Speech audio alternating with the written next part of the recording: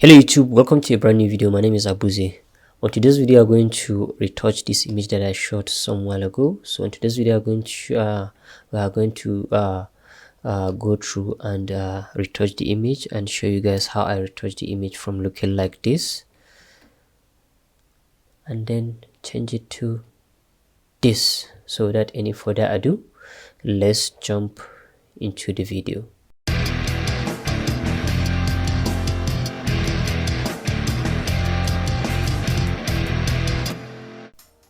So for us to start retouching the image, we are going to go ahead and play our frequency separation action 16-bit over here. And then here is our layers created by our actions ready to start frequency separation. So here on our radius, remember we are going to keep it just right where we immediately cannot clearly see our skin texture. So for this image, let's keep it around 3. I think is okay. And then here we go. So the next thing we're going to do is we are going to uncheck our HFS, select our color correction, we zoom our image, we select our mixer brush, and then our settings just as usual, and then we start mixing our skin. So as usual, you know, frequency separation is about mixing your highlight within your highlight, and then mixing your shadows within your shadows, and then smoothing your transitions between your highlights and your shadows. So as long as you can do that, your image will come out as nice as you are expecting it to look. So here we are.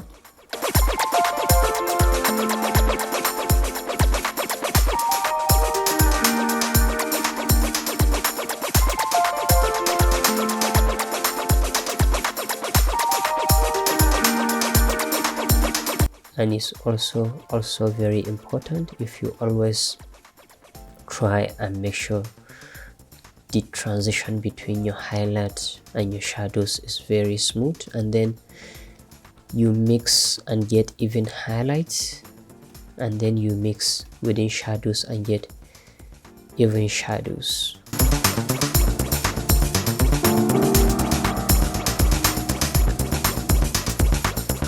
And there is something that I noticed about frequency separation. A lot of you guys, I realized there are a lot of you guys that can even retouch better than I do. But the issue is this: a lot of people don't know how to get it right from the camera, as it is the most important thing that you know in photography. Knowing how to edit is very essential. It makes you to enhance and take your image to the next level. But if you don't know how to take it right from your camera, you end up spending time fixing unnecessary errors on your computer. And why I said this is, whenever you put up an image for people to retouch, you find out there are a lot of people that can retouch better than you. But if you check their portfolio, their Instagram profile, you find out the issue they are having is that they don't know how to get it right from the camera. And something with picture is this: if you take a very good image, you can make it look perfect in Photoshop. But if you take an image that is not good, you can only make it look better. So what I'm thinking is I'm going to create a series or some kind of tutorial that has to do with understanding your exposure triangle, because only knowing your exposure triangle very well, that you can only by knowing your exposure triangle, that will allow you to take your image right from the camera. Because a lot of people are like kind of overlooking that, thinking everything is about knowing how to edit. No, it's about knowing how to take it right from the camera, and then you perfect your image inside of Photoshop. So knowing how to take it is far more important than knowing how to edit. I'm not saying knowing how to edit is not important. All of them are important, but the first priority you should always put in front is knowing how to take it right from your camera. So as I've said, I'm going to create some series of videos that has to do on knowing your exposure triangle, so that you will know how to set your camera properly. And then also I would definitely have to create some tutorials that has to do with understanding your lighting, because if you know how to set up your camera and how to place your light, then you have all needed to take a nice amazing image right from your camera. Because if you know how to go about these two, your exposure triangle, or knowing your camera, and you also know how to go about placing your light, you always take an image where if you show your client while shooting, because that's what I do, I always show my client while shooting. Whenever I take an interesting image, I always try to show and share it with my client, because that always motivates my client to feel like they want to snap more. That kind of increase or boost their vibe to feel like, yeah, they want to keep shooting. But without that, they mostly feel tired quickly, and maybe you are yet to take the image that you feel you should take for that particular client. So knowing your exposure triangle, knowing how to place your light to allow you to take an image where if you show your client, they'll be like, wow, just send me the image like that, the image are nice. You understand? They are just saying that to express to you that they are already satisfied with the outcome of the image right from the camera before you even take the image to Photoshop. So I will try definitely and create tutorial, as I've said, concerning understanding your light and then understanding your camera. I know you guys are expecting a lot from me, as I've been promising to shoot to show you guys how I set up my light, how I go about shooting my outdoor images, and up to now I haven't do that. You guys should exercise patience with me. I'm working towards that, as there are some things that I need to put in place before I can be able to create the kind of content that you guys are expecting to see. So I just don't want to create something like it that is kind of substandard. I always try to create and bring to you something that I know is once and for all, that it will answer all your questions and you guys will learn something a lot from what I'm always going to put up for you here on YouTube.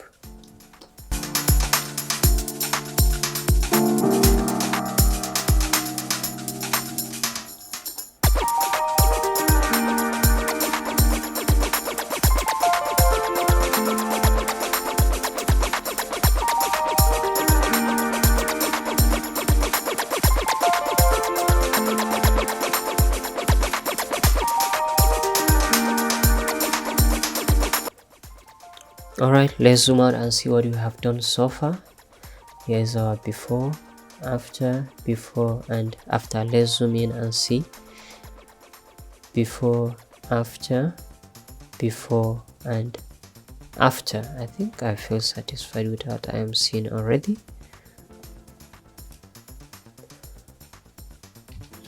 So let's try and take a look at the image. Always take your time, look at your image and make sure you are not leaving any part of your model's face or any part of your model's skin behind.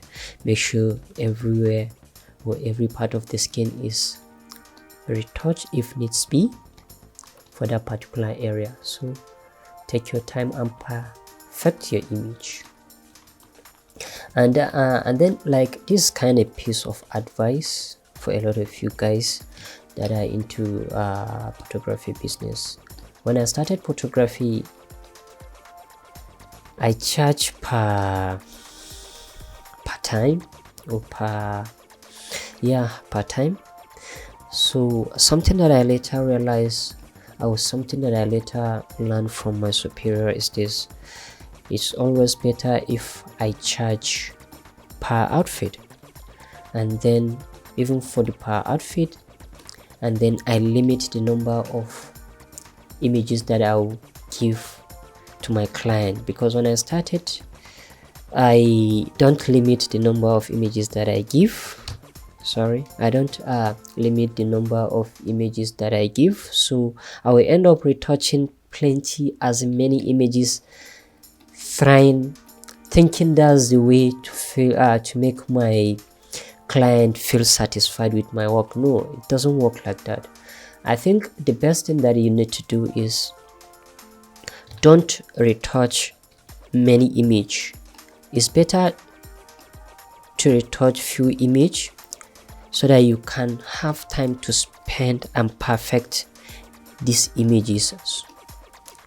It's not about the number of images you are going to give your client, it's about how much good or how good is the image you are delivering at the end of your editing. So for me, I just give less images, maybe like 3 to 5 images, so that I can have maximum time to make sure I spend on these particular images and retouch them as much as possible as I can and make them perfect as I can.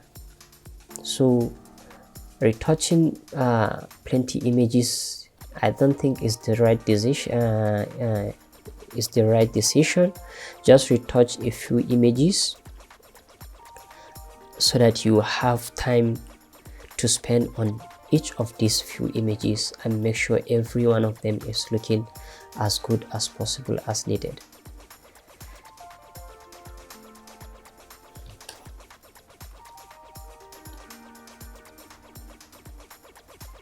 So now we are using our eraser tool to erase the effect of our mixer brush that touch the areas that we don't really want the mixer brush to touch, like the lips, like the nostrils, like the eyebrow that I have already erased, like the side of her face, anywhere that is not skin. So these areas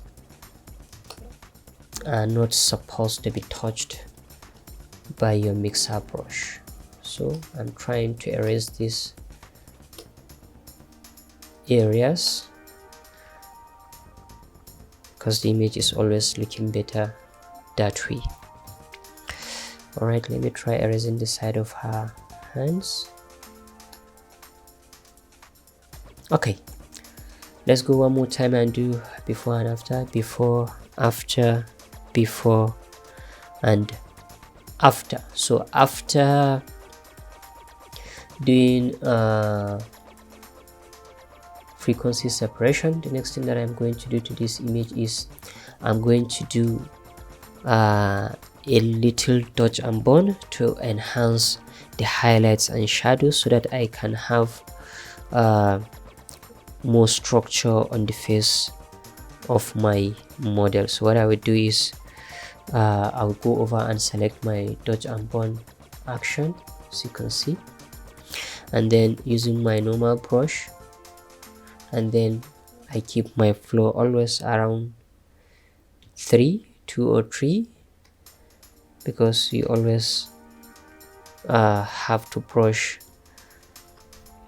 revealing the effect gradually using low flow on your normal brush. So let's begin with the dodge. Dodge is for enhancing highlight, and then burn is for enhancing your shadow. So let's begin with the dodge.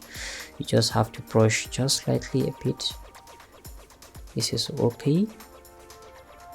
Just brush a bit, not necessarily until you see the effect. The effect comes out just gently, so you just have to brush gently, because if you go ahead now and do, oh sorry, I have to make sure I'm on white foreground of my normal brush. So let's start over from the forehead. You just have to brush softly,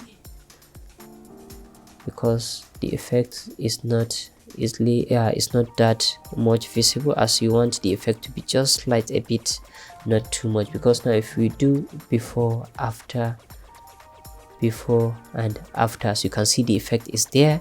And then let's go back to our burn, and then we burn and enhance our shadow areas. As you can see, I'm just brushing just gently, slightly, because I don't want too much of the effect to be visible. So you can see just by the nostril. So anywhere that is shadows, let's do before and after, before and after. So let's do the overall before and after for the dodge and burn together. Before, after, before and after. And whenever you feel the effect is too much, you can always reduce your opacity until it fits to exactly how you want it to appear on your image. So the next thing that I'm going to do for this image is I'm going to add LUTs, my premium skin LUT, to color grade the skin by going to adjustment option, color lookup, LUT 3D LUTs, and then I go to my let's go to the desktop, and then you go to Abuzi 3-in-1 premium skin LUTs, and then I think I used the first one, yeah, if I'm not mistaken. So let's do before, after, before and after. And the effect is kind of affecting the entire image. So what I always do to limit the image, to limit the effect of the skin LUT just to the skin, is by just selecting the layer mask of my color lookup here, and then I press Command or Control I to invert and hide the entire effect using my normal brush, foreground white, opacity 100, flow back to 100, and then I just make sure I brush just limited to the skin of my model, as you can see, just to reveal the effect of the LUT only to the skin of my model, as you can see.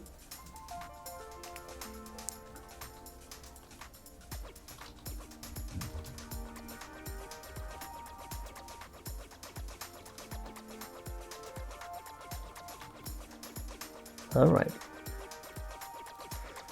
this is nice. Always take your time and make sure you brush it nice. So let's do before, after, before and after. If the effect is too much, always don't forget to reduce your opacity. So for this, let's just keep it around, yeah, 67 is not bad.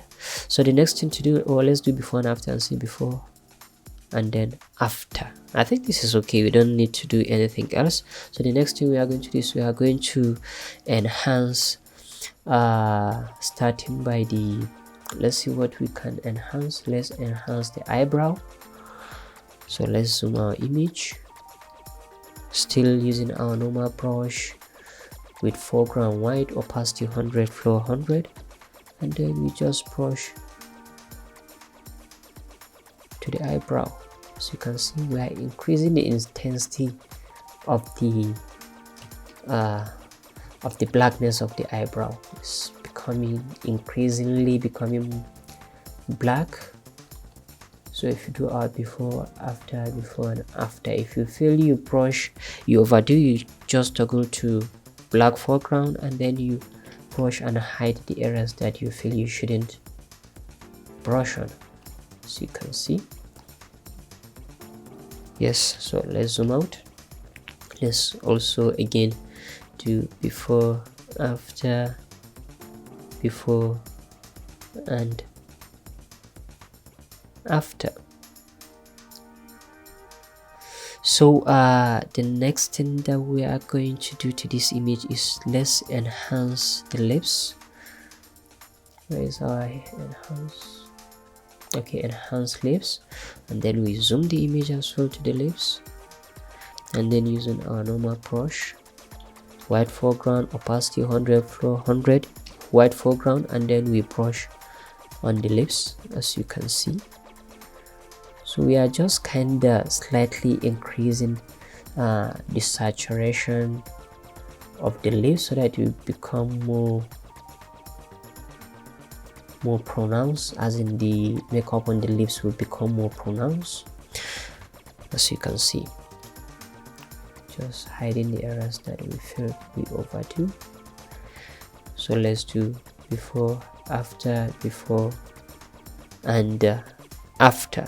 Let's zoom back our image and see what else do we supposed to do. So for this image, I think we are just going to increase the brightness of the eyes by playing our whitening eyes and teeth action.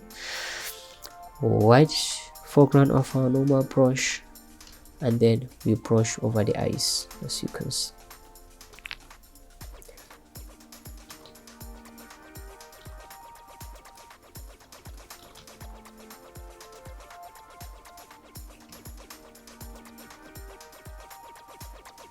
Then we shift to the other eye as well, white foreground, and then we brush over the eye.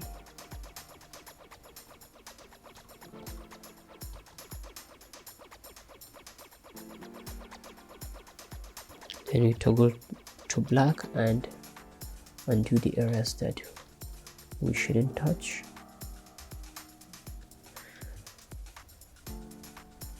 To our white foreground. So let's zoom out and see our image, the eyes before and then after. But for the eyes, I think the saturation, the brightness of the eye is too much. Just try and keep it somewhere around natural level. But for this image, let's just keep it around 45%. So let's do before, after, before, and after. So the last thing that I did to this image is I kinda exaggerate the amount of light coming from this side of our image, that's the left side, because as you can see we are having some catch light on the side of her face. So what I did is I just import light overlay from my overlays here, and then I increase the size, and then I place it just right exactly how I want it to look. So let's do before, after, before, and after.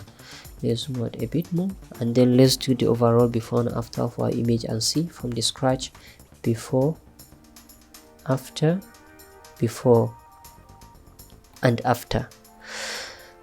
So that's it for today's video. If you enjoyed the video, please don't forget to like, share, and leave a thumbs up, as it makes a huge difference in supporting the channel. Let's see in another video.